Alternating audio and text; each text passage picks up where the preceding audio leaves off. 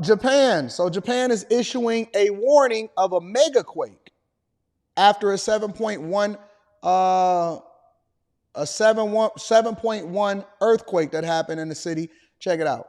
A first-of-its-kind warning across Japan Thursday for a long-feared megaquake, following a powerful 7.1 magnitude earthquake that rocked the country's southern coast. Reverberations felt for miles, caught on cameras in offices along the coast and at an Wow, that's pretty crazy, bro. airport. Please evacuate right now. Tsunami warnings issued following the quake, urging some residents to leave the seaside. But so far, injuries and damage have been minimal. Researchers have long warned of a megaquake, 8 or 9 magnitude, potentially even more damaging than the 9.1 that set off a tsunami in 2011 and ravaged Japan's northeast coast. The disaster, one of the worst in this century, killing more than 18,000 people, leaving parts of the country in ruin, including a nuclear disaster at Fukushima that rattled the world. There was a magnitude 7.3 earthquake that happened 2 days before that earthquake. And about 5% of the time, we see that there is an earthquake called foreshock that precedes a larger event. Japan sits on the circum-Pacific belt known as the Ring of Fire, where tectonic plates meet, leading to lots of quakes and volcanic activity. The U.S.'s Pacific coast also on the Ring of Fire. Southern California just getting hit with the 5.2 magnitude quake Wednesday. Experts believe we should be ready for one of those mega quakes too. Did y'all know that California had got hit with an earthquake, a 5.2 mega earthquake last Wednesday? I was not aware of that. How did I miss that? How did we miss that California got hit with an earthquake of 5.2, which I know is not huge. It's not just absolutely catastrophic. But how did we miss that? A lot of effort being put into preparing for such an event in terms of both the seismic hazard, the ground shaking, and the tsunamis. Preparing for what seems unthinkable, but might be inevitable. Dana Griffin, NBC News. So here's the thing. It's not a matter of if, it's a matter of when. So we all know that natural disasters hit on a regular basis. And I'm not sure that if there's a place in the world, let alone the country, and Japan is an example of it. I'm not sure if it's a place in the world or the country where you're completely safe from every single natural disaster and you have perfect weather year long, right? You move out to California, you got wildfires, mudslides, earthquakes, and they just give you really, really great, beautiful weather. And so a lot of people move out there, but then they under duress and under siege, right? You go down to Florida, you got hurricane season and insurers are completely pulling out of Florida. And it's just inevitable that a huge hurricane is going to come down there and beat up everything. And ditto for Louisiana, because Louisiana, I don't even know why people still rebuild in Louisiana. If you drive down to Louisiana and some of these places, it's like, so y'all rebuilt 7 times, that same house 7 different times? That's crazy. Over in Japan, it's one of the most phenomenal countries that I've ever visited in my entire life. So technologically advanced, clean, like New York City, but on steroids and don't have any of the problems in New York City. The people are polite. It's a lot going on, but in danger of earthquakes because of where they are geographically. And it's inevitable that a megaquake is eventually going to come. So they are warning of a megaquake possibly, and they're preparing for it. And I don't know, man. It's just the earth. We destroying it at the same time, so we might as well go ahead and just tear the whole roof off of this joint. But glad that everybody is safe over in Japan. Be careful. Anybody that's visiting Japan, I know that I got some people over here that watch me that's visiting Japan or they live over there in Japan. So shout out to y'all. Be very, very careful. In addition to that, Kellogg's employees in Memphis is worried about a layoff. Check it out. Devastating news for some 125 employees of Kellogg's in Memphis who could be losing their jobs next year.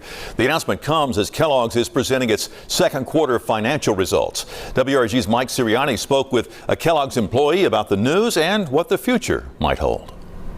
It's the unknown that bothers me. And at my age, it makes it harder, to find something else. This man is an employee at Kellogg's in Memphis and doesn't want his identity known. He agreed to talk with your news leader after he was made aware of planned layoffs Tuesday morning when he went to work.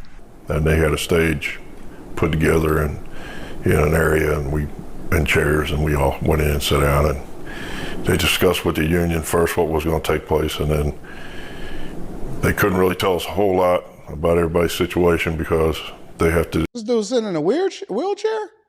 He sound like he wheezing in a wheelchair and all of that junk. I don't negotiated through the union. Kellogg's announced it would close its Omaha, Nebraska plant beginning late 2025 as part of its plans to consolidate and modernize its manufacturing footprint. Their statement also held bad news for Mephis. Quote, the company also plans to scale back production in its Memphis, Tennessee facility commencing late 2025, resulting in a more focused, streamlined facility. Y'all know what streamline means? That means we got better technology to do more with less employees, and so we don't need you anymore. We're going to have a more focused, streamlined facility. They're very careful with their wording. They got great representatives to write this.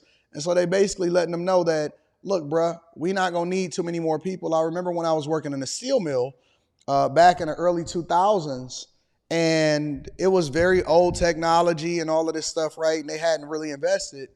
And then we had some, right before I got out of there, right before I unfortunately got out of there, but then fortunately getting out of there, because it wound up being the best thing that ever happened to me and forced me into a space in my life where I had to really, really grind and hustle. And then I wound up going back to school and eventually getting software engineering and going into all of that and user experience and everything. And it wound up being a blessing, a super blessing. And I'm going to get into that later on in the show, towards the end of the show.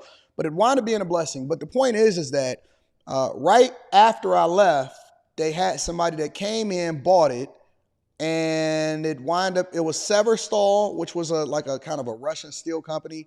And then it evolved into something else. And then we had the pickling factory, right? So not the pickling factory, but the pickling lines. So we call them the pickle lines.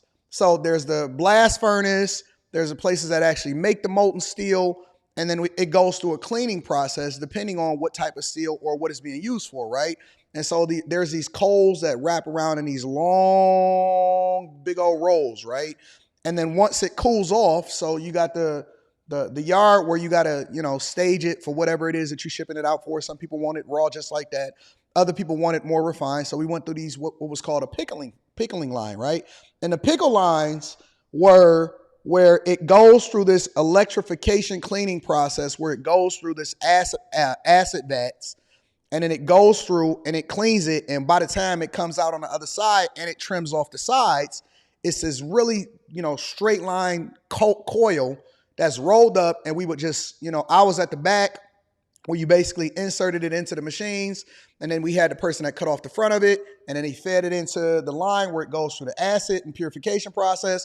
And it would go all the way up to the front where they would basically trim it off, inspect it, and then roll it back up and then get it prepared to be able to be shipped out to wherever it is that we was doing the suppliers. We shipped to all of the auto manufacturers. We shipped to people that made all kind of stuff, right? Anything that you would use steel for, we would do that. And so some of the times we would also ship the steel to Ford, which was directly next door because we were all represented by the same local. We were the steel side, they were the stamping and assembly side, right?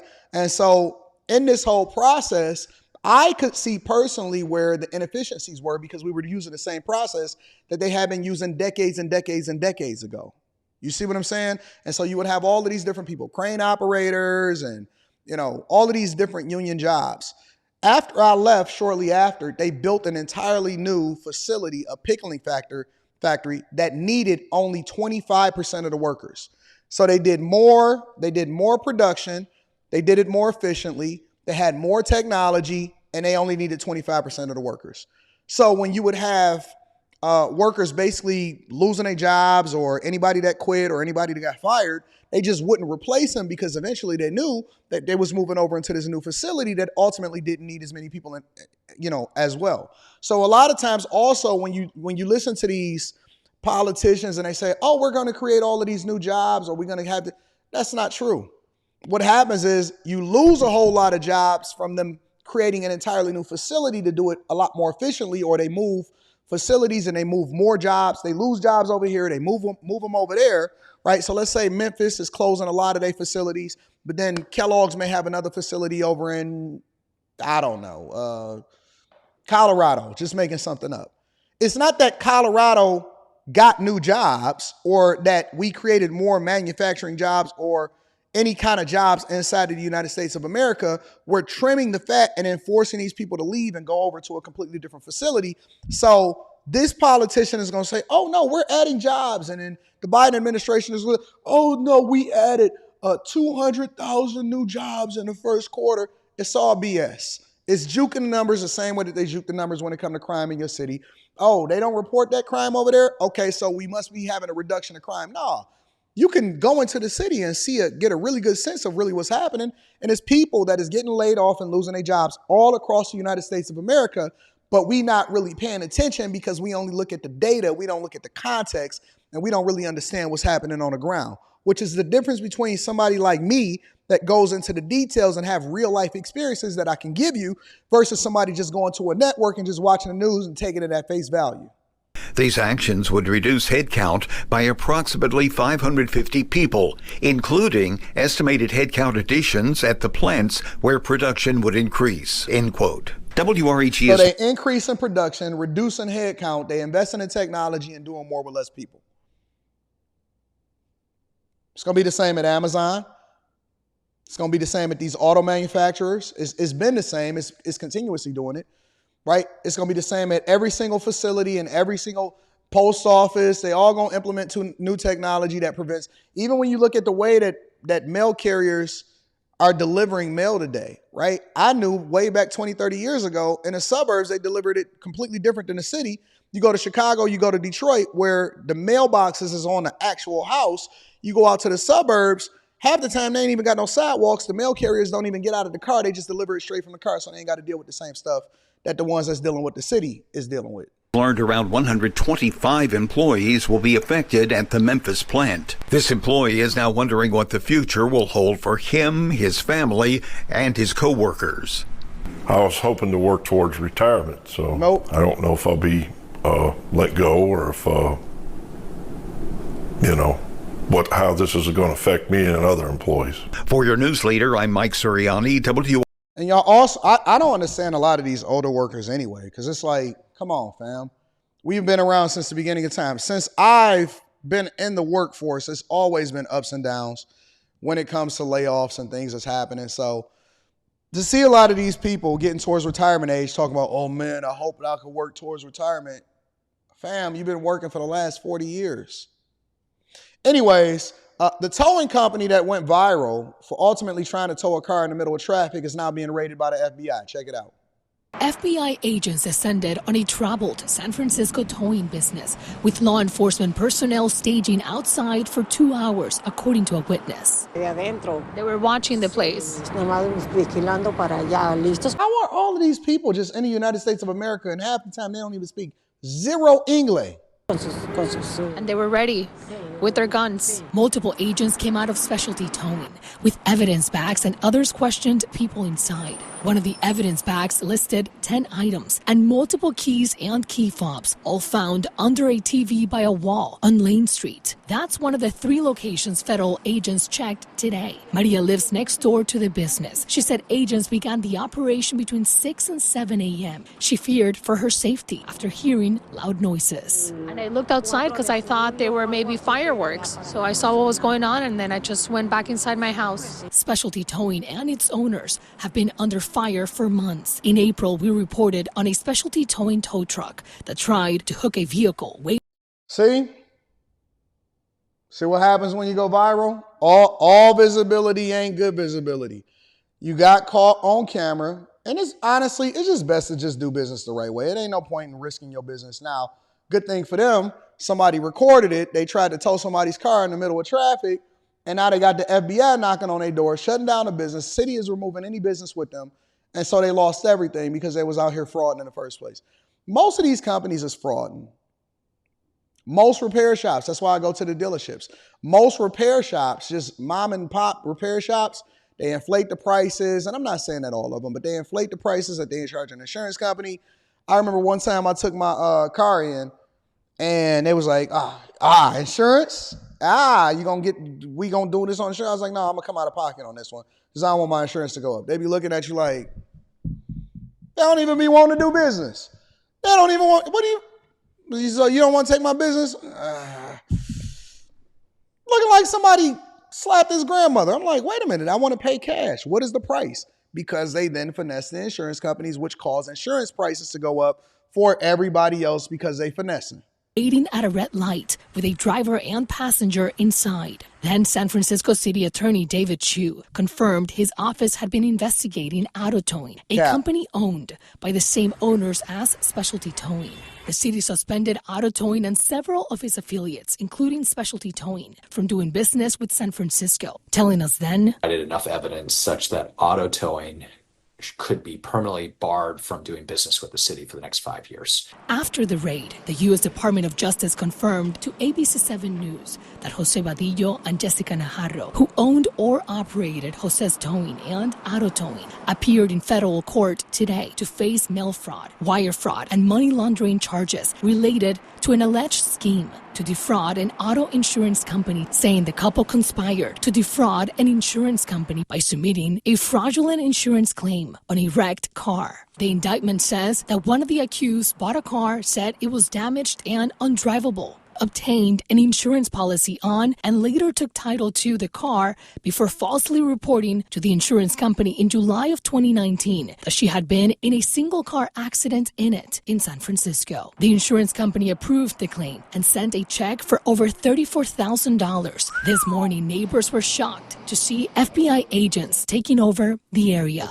Having it be your neighbor next door is a little alarming sometimes, you know. I don't understand why the FBI is involved with a tow truck company. It's almost like, isn't this something that, well, I guess local law enforcement is pretty